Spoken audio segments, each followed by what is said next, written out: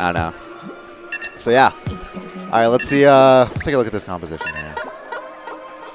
Very interesting composition. Very interesting. Kind of.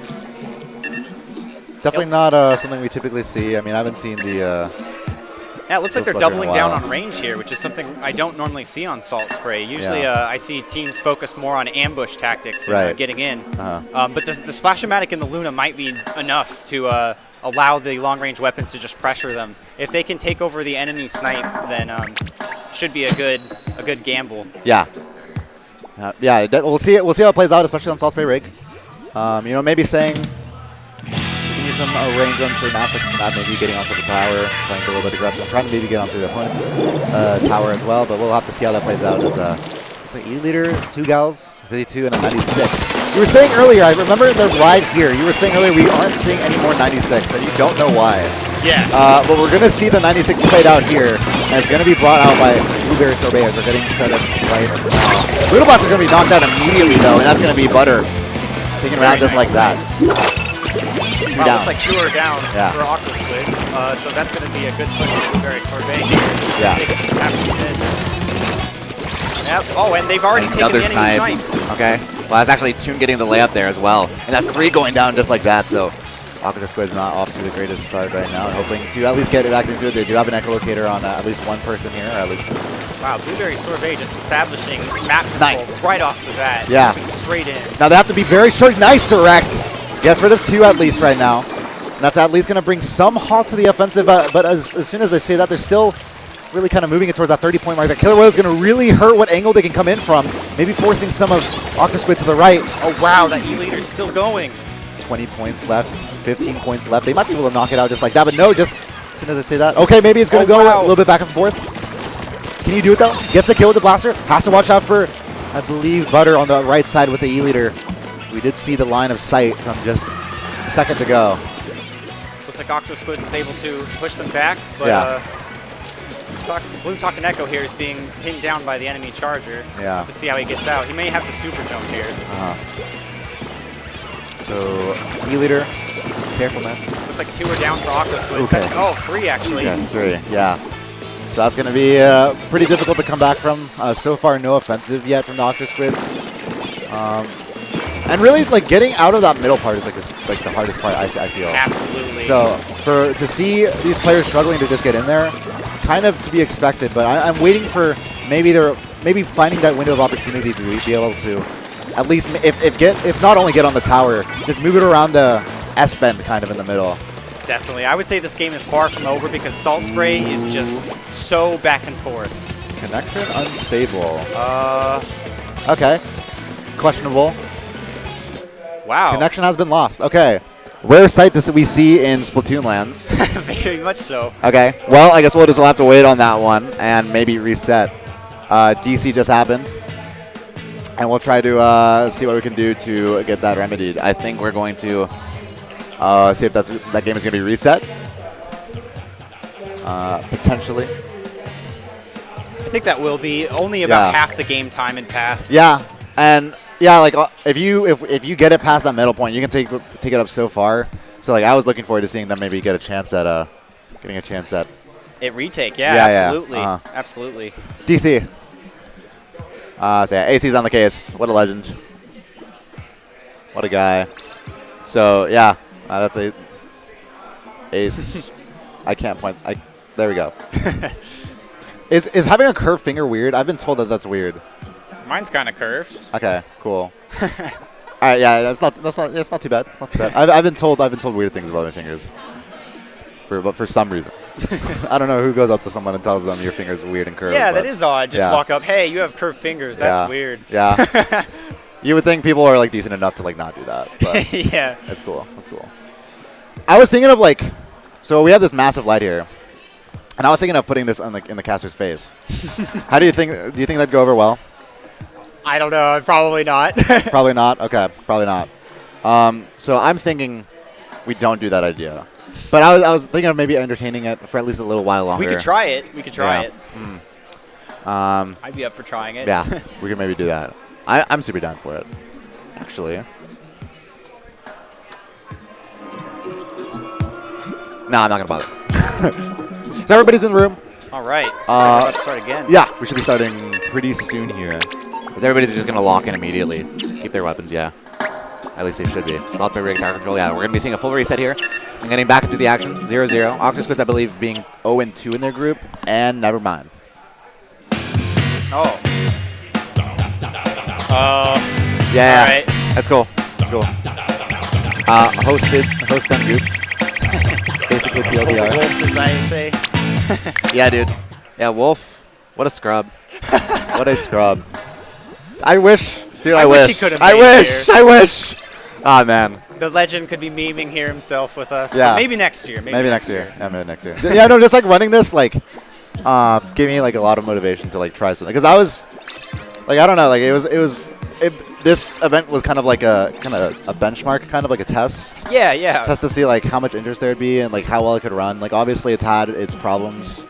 Mostly because of the gamepad, I'd say. Yeah, and that's like something we can't really do too much about except finding the right structure for a venue. Like unfortunately, not like most venues are going to be open air, but we like a Splatoon tournament can't have an open air setup. So we're gonna have to get like a venue like a college building and classrooms and stuff like that. Like that's the only way to really make it work with like that walls. Makes sense to separate them with the walls. Yeah. That's like the only way to do it. So that's like I guess that's the future for Splatoon is just hanging out in colleges and getting venue space there.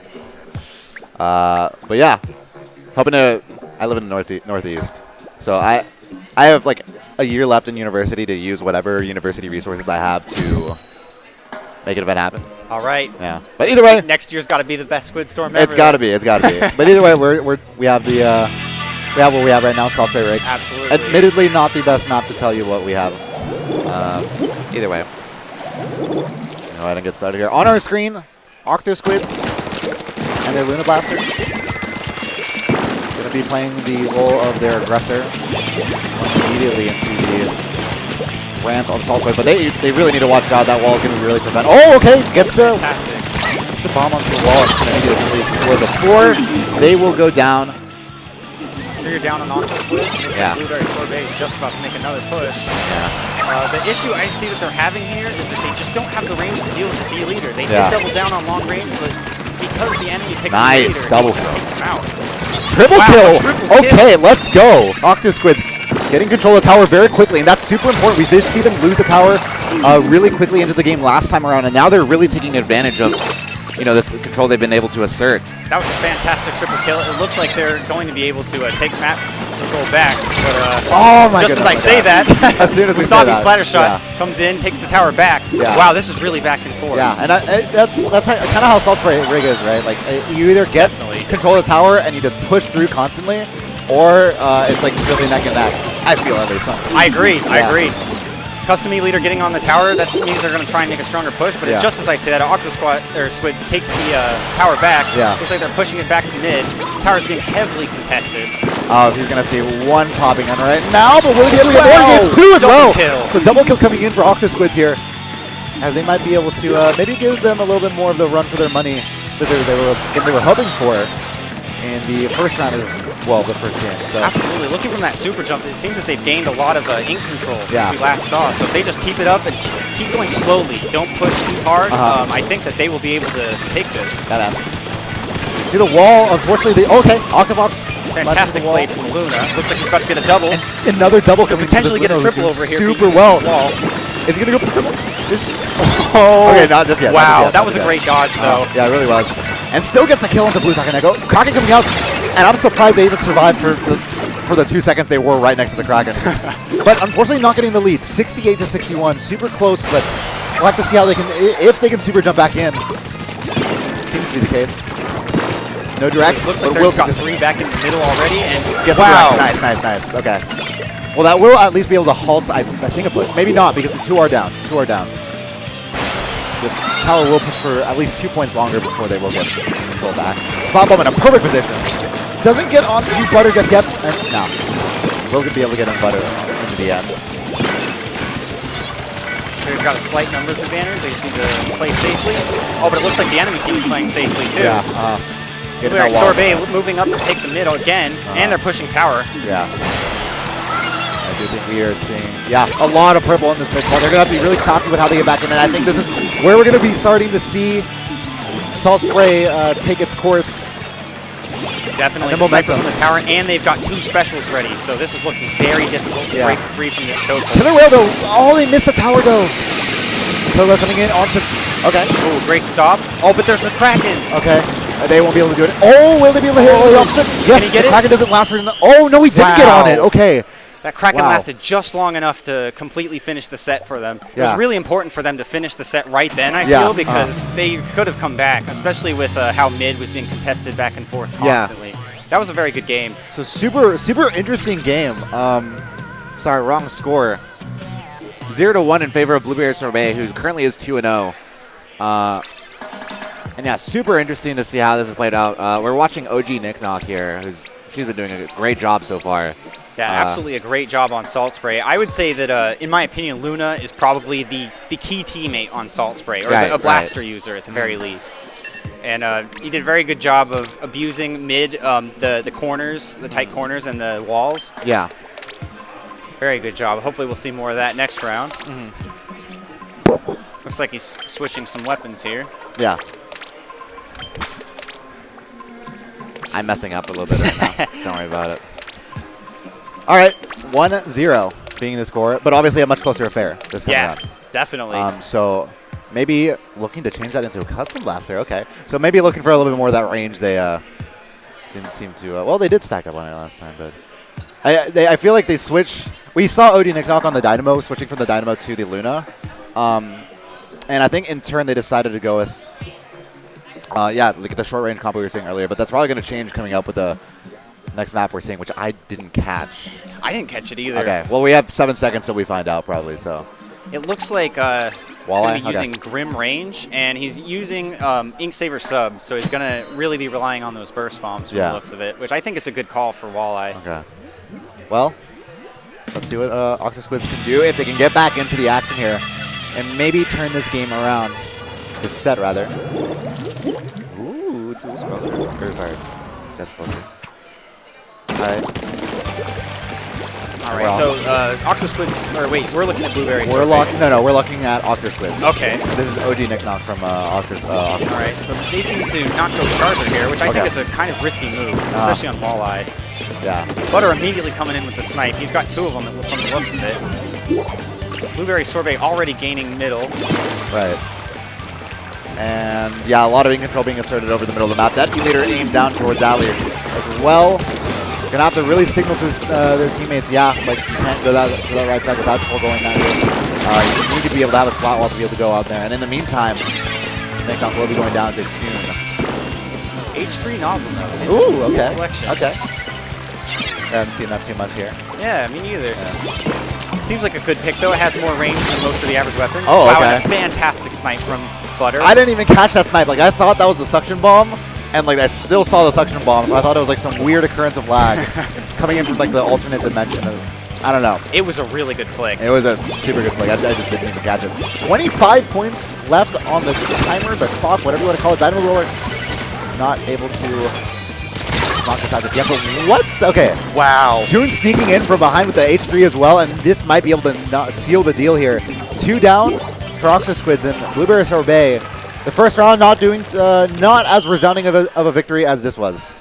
Wow, fantastic showing from Blueberry Sorbet there. What I think really hurt Octosquids here was their combination of having a Dynamo and an E-leader. The E-leader just kept picking them off from safe distances, and the Dynamo was able to zone them on the right side with its just sheer ink control. Yeah, no, 100% agreed. So super tough. Oh, Butter going in 6-1. Let's go. Let's go, Butter. Oh, he has headphones on. Absolutely.